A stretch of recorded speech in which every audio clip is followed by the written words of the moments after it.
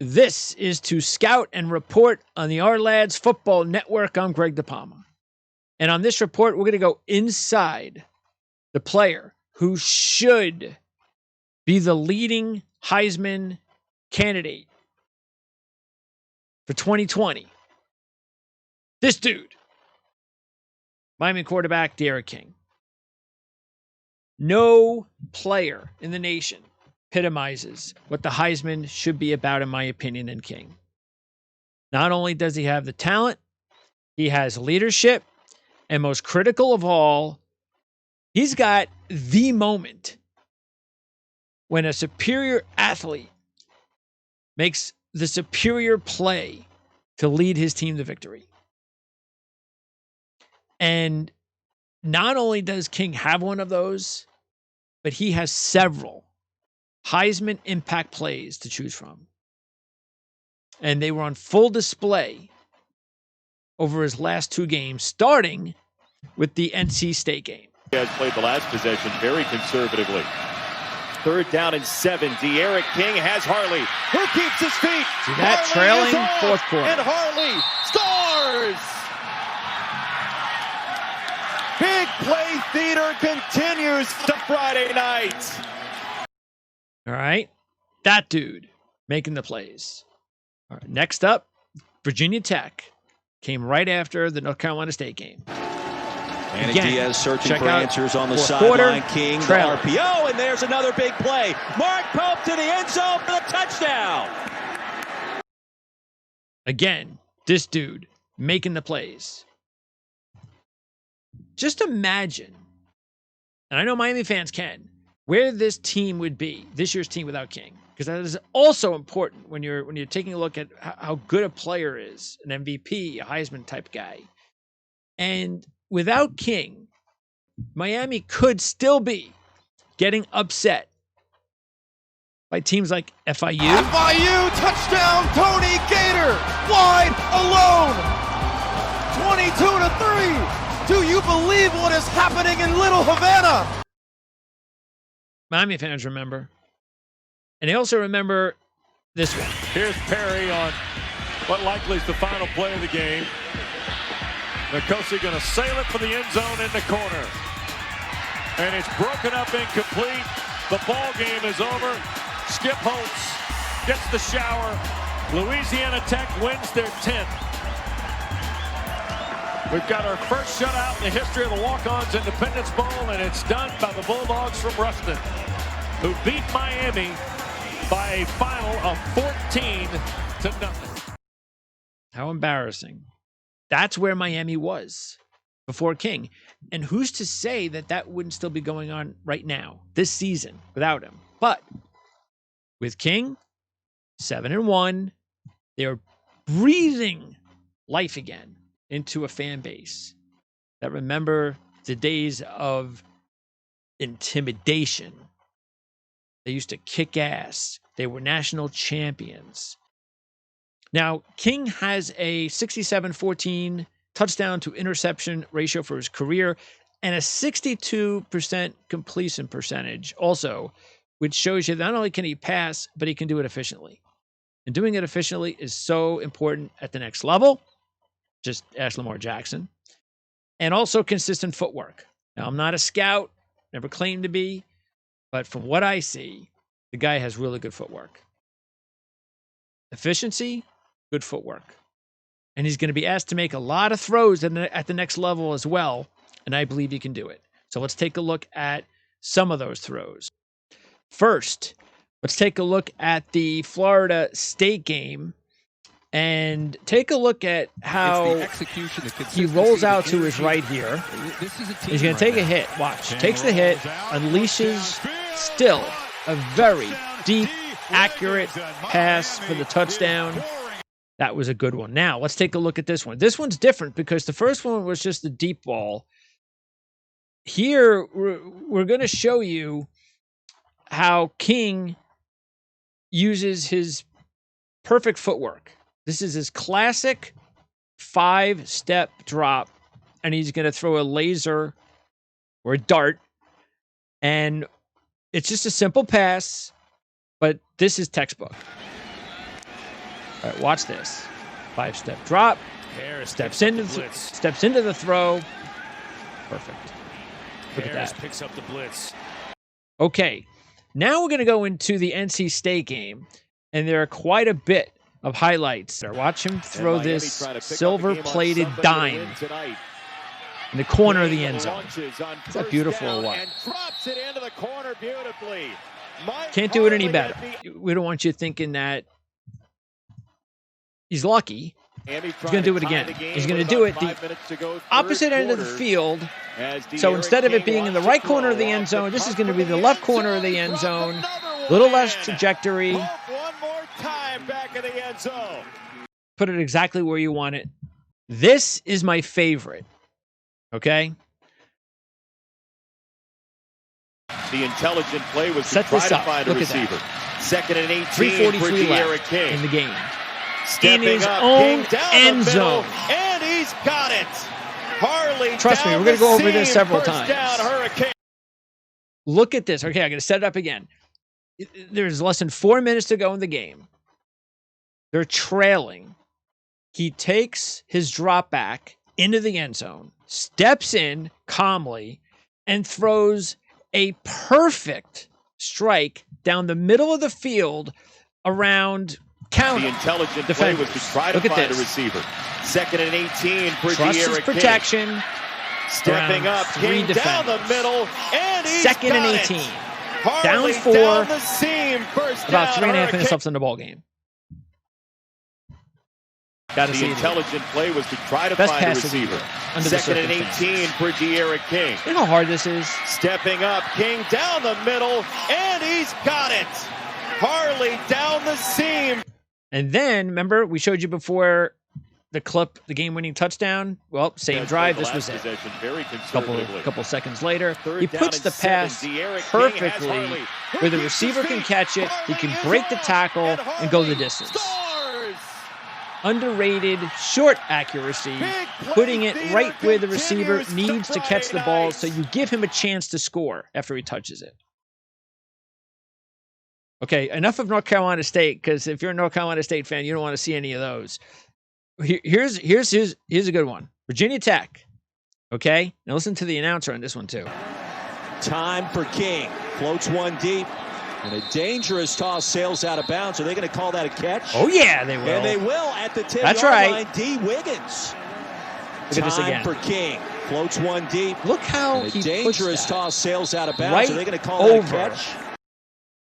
The zone defender and just in front of the corner that was covering him deep. That was a beautifully placed pass. This is extremely hard to do. Watch this again. It's so great. Floats one deep.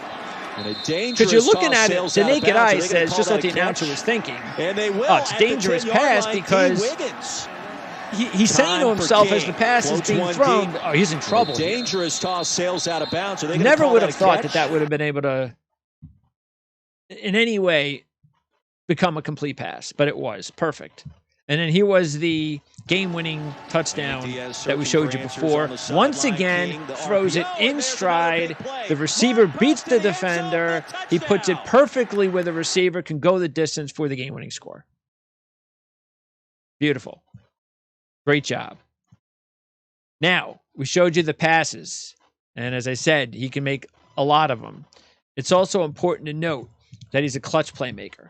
And in order to be a complete clutch playmaker, you have to, especially today in the NFL, you have to be a great athlete, and because that helps.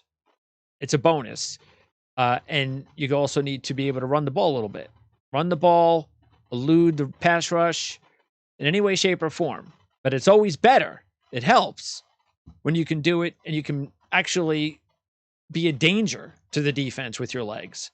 Before we get into some runs I want to show you, statistically, King is 7th in the nation on 3rd down and 10 plus to go. So if you're looking for someone that has a 3rd and 10 or longer to go to make the clutch pass, to keep the chains moving, King's top 10 in the country doing that. Okay. And then I think is more important, or just as important, he's Also 7th in the nation, top 10 as a second half or overtime passer. So, game first half, whatever. Second half, I got you. Overtime, I got you.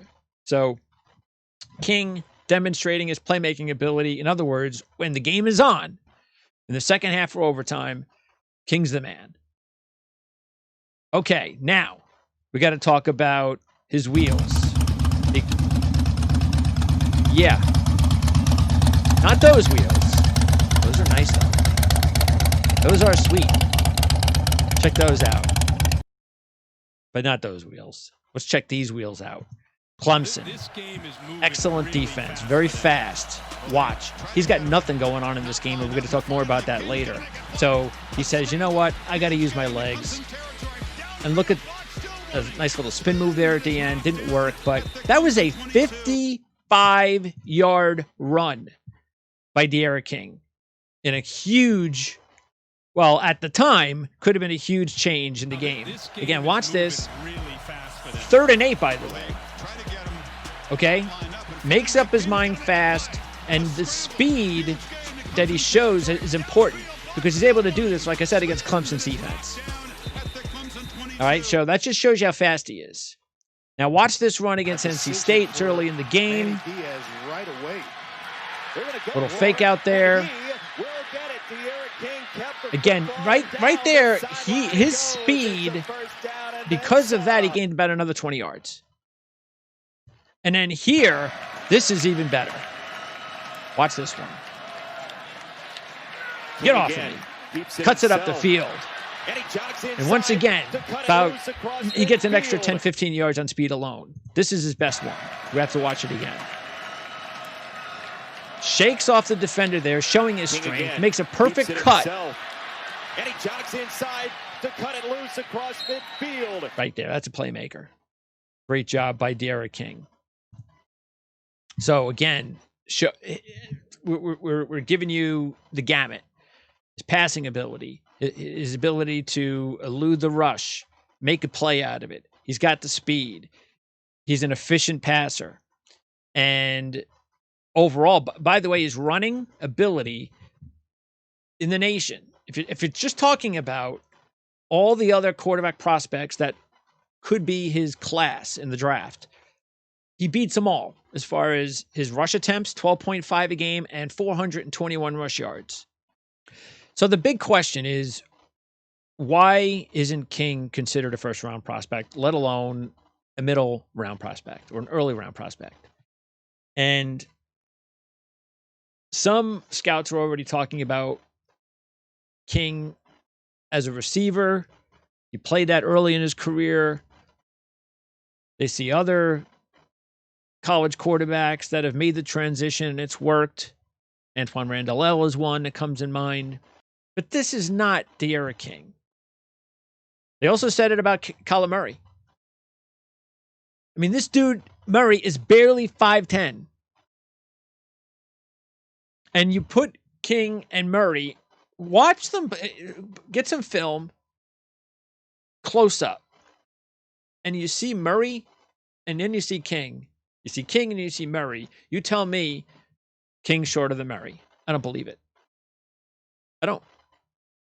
Now, I don't know if he's an inch smaller, an inch taller, whatever. It doesn't matter. They're both in the same trajectory, size-wise. And that's all I need to know. I mean, even Baker Mayfield. Remember, he was 6 feet coming out of college, and our lads rated him as the top-rated quarterback of the class. And then, big surprise, huh? Our lad was right. Because Baker Mayfield ended up the first overall selection in the 2018 draft. And what did that prove, though? It did not prove really anything regarding height, because right now the jury is still out on Mayfield. Yet, Kyler Murray, smaller than Mayfield, looks like he's already ahead of Baker. Then you take a look at the 6'3" Dwayne Haskins. And most scouts, including here at our lads, rated Haskins ahead of Murray. How are those extra 5 inches working for Dwayne at DC? They're not. I'd rather have De'Aaron King, without question, as my starting quarterback over Dwayne Haskins. All you have to do is give De'Aaron King 3 more inches, drop 3 inches from Dwayne Haskins. You put them in the same draft, King's going to get drafted ahead of him. And sometimes it's justified. But there are some that break a barrier. Take a look at this guy and tell me whether or not, when the scouting combine many years ago, where this quarterback was present, and you were watching at home, or if you were a scout and you said, yeah, just take a look at him. I want that guy. Look at him. Yeah. I mean, who does he really look like? Really, look at it. He looks like, your assistant that just grabbed on shorts and the sneakers and he said, go run the 40. Less than 2 years later. Here's Brady back. How'd that work out for that guy? That's it. Less than 2 years later. Not 10 years. The fact that it even happened is a lot of people probably thought that was a miracle. But he broke that barrier. And I think the barrier that Brady broke was the eye test. Again, barriers are broken. Special players defy the odds. They become that 1% that we often mock. And it was Dan Shonka who said in his draft profile of Kyler Murray, there are exceptions to every rule. Murray may be the exception that can break the small quarterback mold. It's early, but Murray's already broken it. Good job, Murray. Now, here's something also to consider, and I think this is important. The difference between what King has been surrounded with in Miami and what Kyler Murray was surrounded with during his Heisman campaign. King's top 3 targets heading into the season: Mike Harley, D. Wiggins, and Mark Pope. You saw them on the highlights. They combined for less than 1,500 yards receiving and 9 touchdowns coming into the year. Combined, those 3 guys. Those were his top 3 receivers. And his top tight end, Brevin Jordan, has missed 3 games this season. Could be the top tight end in the draft, but he's missed 3 games, and his best game this year, 51 yards receiving. So he hasn't, it's not like, hey, he's got Brevin Jordan. Brevin Jordan hasn't done anything for him. Brevin Jordan did you see Brevin Jordan in those highlights? I didn't. And then maybe even most important of all, the offensive line. Pro Football Focus graded Miami's offensive line 100 of 130. And this was at the end of 2019. And 4 of those offensive linemen, the starters last year, started this year. And Miami, once again, is a bad unit. 118 in the nation out of 126 in sacks allowed with 25. So he's not getting a whole lot of support. He is elevating his team, and he brings out the best in these kids. All you can ask for with leaders, quarterbacks, coaches, and so forth. Those are the best ones. That's what they get out of these guys. Murray, what did he have in his last season, his Heisman season for Oklahoma? 2 900-yard rushers, 2 first-round wide receivers, Marquise Brown for Baltimore, and CeeDee Lamb for Dallas, and 4 of his starting offensive linemen were taken in the top 123 of the NFL draft. So he had a brick wall in front of him. He had 2 running backs that could gain significant yardage. By the way, Miami's rushing attack, non-existent this year. Not very good at all.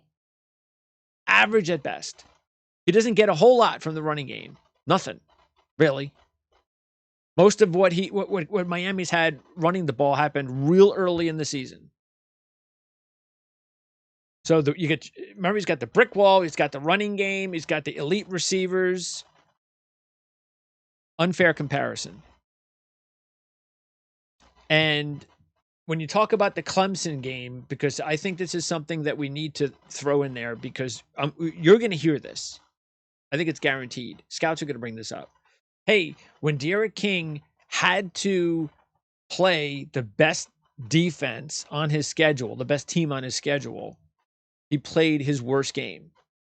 And statistically speaking, he did. It was a career worst 42.9% completion percentage in the game. He also had 2 picks. This is the worst game of his career, probably. And I think it's important to bring that up because Kyler Murray, when he played King's Clemson, which was Alabama, in the national semifinal playoff, King's completion percentage in that game was about 51%, and it ended up being pretty much, without question, the worst game of his season. That was his worst game of the Heisman campaign. And it happened when he stepped up in competition, just like King did against Clemson. How did that affect Kyler Murray in the NFL? Not at all. Doesn't mean anything.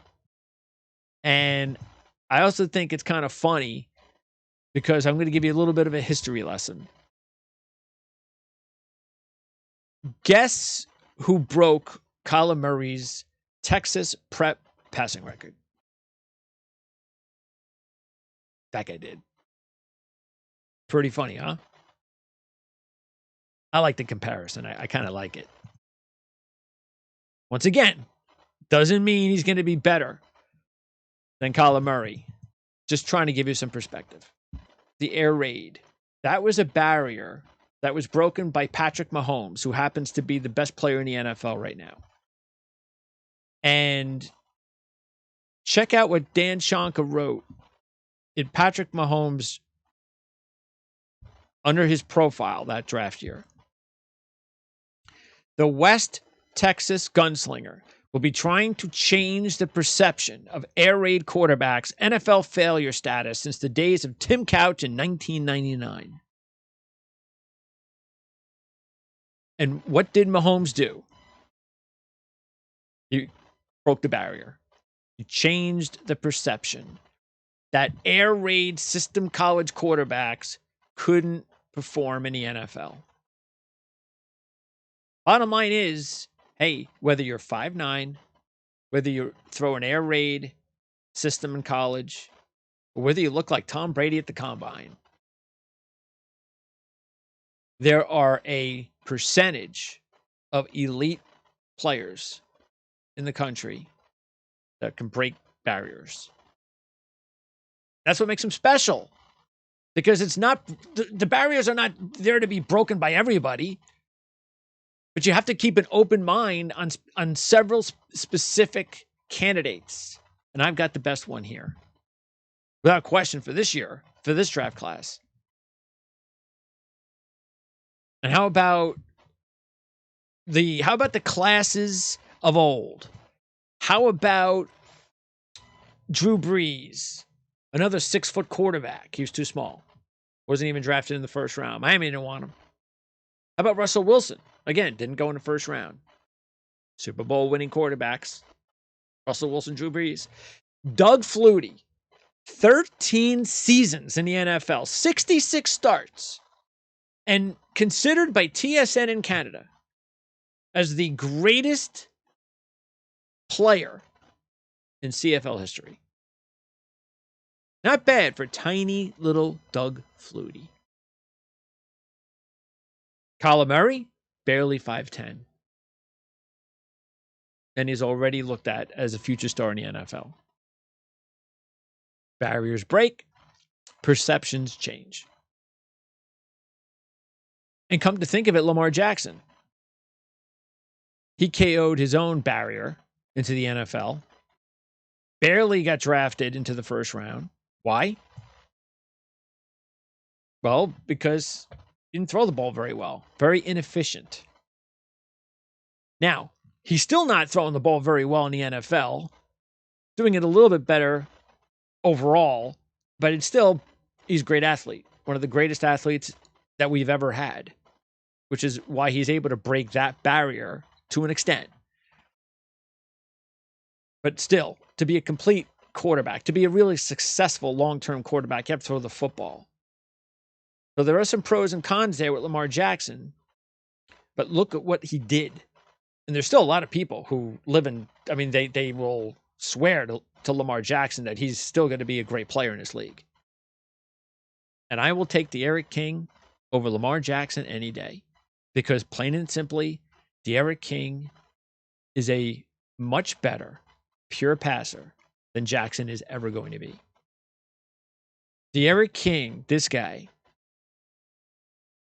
he's going to start and succeed at quarterback in the NFL. I have no doubt about that. The question is going to be, which NFL team is going to be smart enough to take a chance on him? And I don't know if I'd be sitting here doing this report today if it wasn't for the fact that I had the opportunity, and still have the opportunity, to air shows every week with Gary Furman from CaneSport at canesport.com. And that gives me the opportunity to watch Miami Hurricane football every week. I mean, I've seen De'Aaron King's just about every play he's made. I would never have seen more than maybe 70% of his plays if it wasn't for doing the show.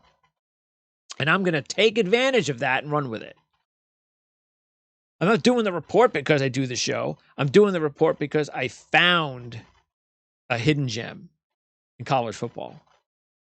I'm Greg DePalma. This is To Scout and Report on the Our Lads Football Network. We'll see you next time.